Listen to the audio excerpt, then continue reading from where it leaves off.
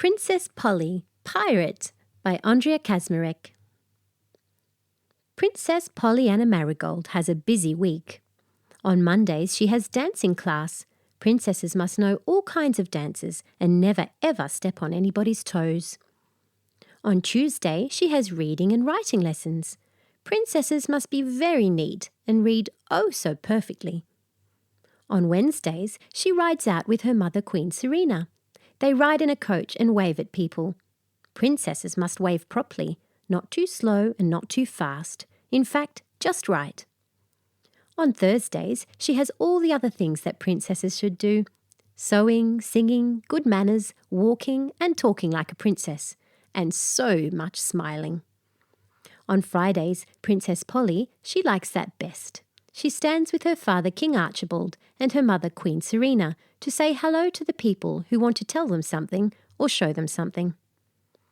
Today there is a baker who wants them to taste his new bread. It tastes so much better than any other bread in the country. The baker bows low and hands out little slices of bread. I wish to call it Queen Serena bread, then everybody will want to buy it. The king coughs and nibbles the bread. It really is good bread, but is it a good idea to use the Queen's name? Of course, the baker smiles. I will bring fresh breakfast bread to the palace every day. The next in line was Captain Jack Perkins and his daughter, Petronella Perkins. Your Majesty, the captain coughed too.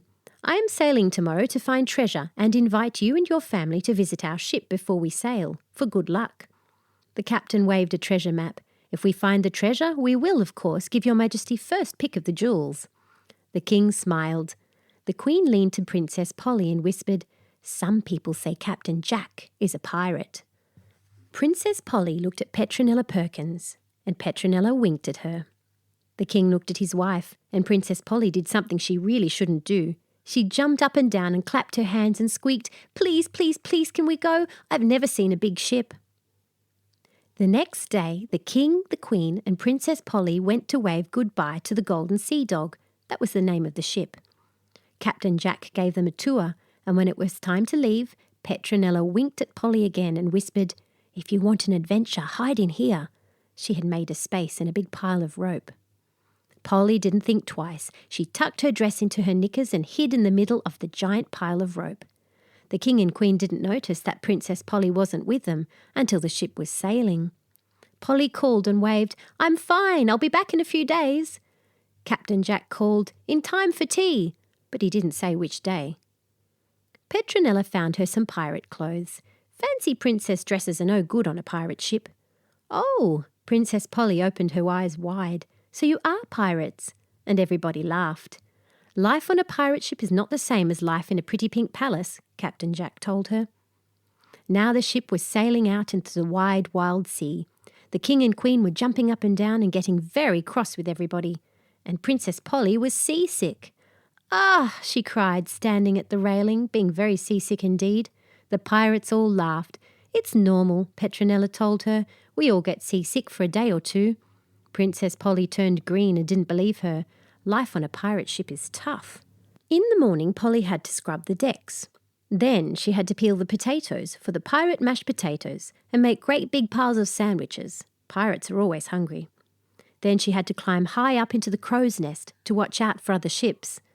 It was good that she could sew. The sails always need somebody to stitch up the holes. I'm not so sure this pirate life is so good, she told Petronella. But we should reach the treasure island tomorrow.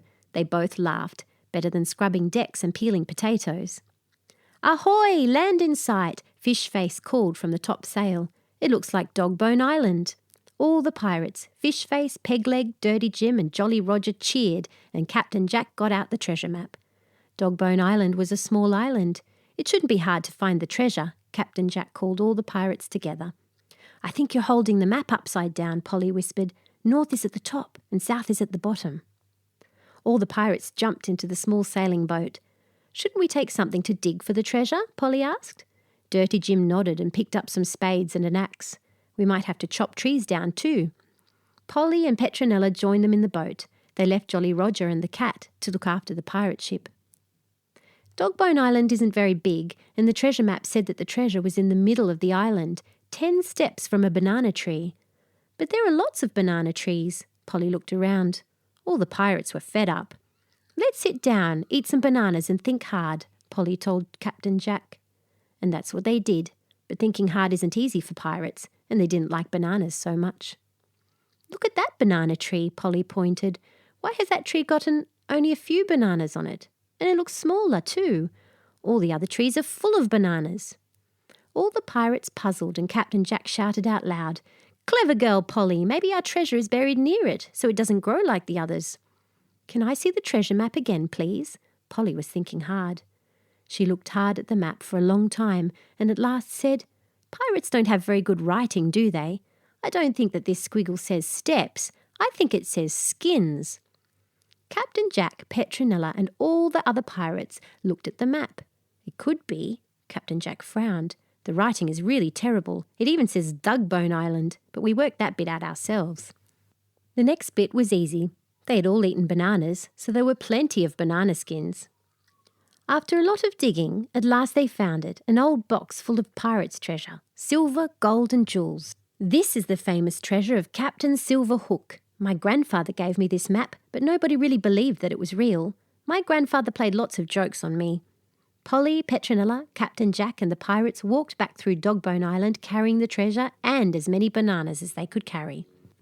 From then on, Polly made the pirates banana and honey sandwiches and gave them all handwriting lessons.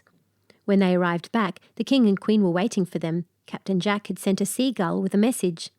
Princess Polly was grounded for a week, but the King was pleased with his share of the treasure, which we wouldn't have found without clever Polly, Captain Jack told him, but she was still grounded for a week. Petronella and Polly stayed friends. Petronella spent her holidays at the palace, and Polly couldn't wait to hear all about her pirate adventures. The end.